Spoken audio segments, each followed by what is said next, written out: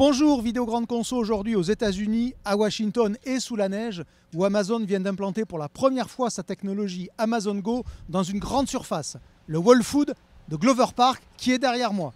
C'est une première à cette échelle, alors que d'ordinaire, Amazon réservait sa technologie à des magasins de proximité. Rendez-vous donc dans ce vidéo grande conso spécial en deux parties. Première étape aujourd'hui, pour découvrir et décrypter la technologie utilisée. Et rendez-vous demain pour un parcours client complet. Regardez.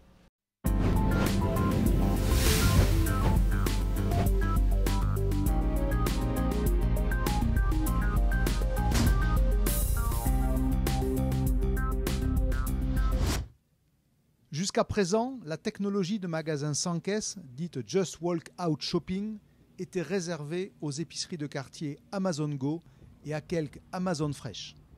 Pour la première fois, Amazon s'attaque à un véritable supermarché, un Whole Foods de 2300 mètres carrés de surface de vente, où il y a à la fois des rayons d'épicerie, un univers fruits et légumes digne de ce nom, des rayons produits frais traditionnels avec service, c'est-à-dire en poids variable, une boulangerie avec cuisson sur place, ou encore une zone de produits prêts à consommer, l'un des marqueurs de l'enseigne. Pour Amazon, c'est donc un changement d'échelle et surtout la perspective d'un déploiement de sa technologie au-delà des magasins de proximité. Le principe général est d'identifier le client à son entrée via un QR code généré par l'application Whole Foods qui est elle-même reliée à un compte bancaire. Le client est ensuite suivi tout au long de son parcours par ses caméras suspendues au-dessus des rayons, jusqu'à une par mètre carré dans certaines zones. Les gestes sont analysés et les produits reconnus, de telle sorte qu'Amazon constitue en temps réel le panier virtuel du client en suivant les produits qu'il prend ou qu'il repose. Des capteurs de poids installés sur les tablettes sont là pour conforter ce que les caméras auront détecté. La grande originalité ici, c'est le traitement des produits frais traditionnels.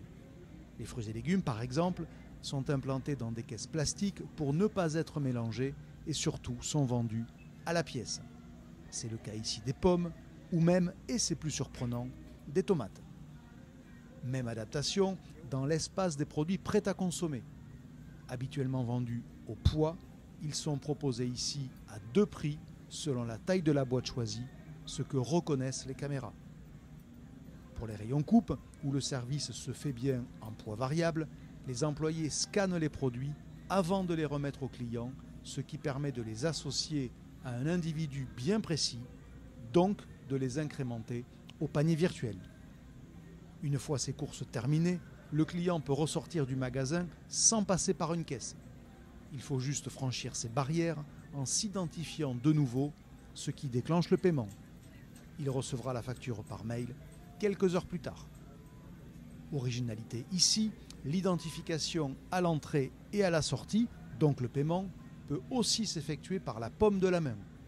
Pour ça, le client doit l'enregistrer en reliant ce qui constitue une empreinte biologique à un compte bancaire. Le téléphone ne sera alors même plus indispensable pour faire ses courses. Différence avec les magasins Amazon Go, ce Whole Foods demeure accessible aux clients qui ne disposent pas de l'application. Ils devront néanmoins accepter de s'encaisser eux-mêmes sur l'un des 5 automates en libre service, puisqu'il n'existe pas de caisse traditionnelle dans ce qui est un premier magasin nouvelle génération et qui sera bientôt suivi d'un second à Los Angeles, avant la fin de l'année, a juste indiqué Amazon.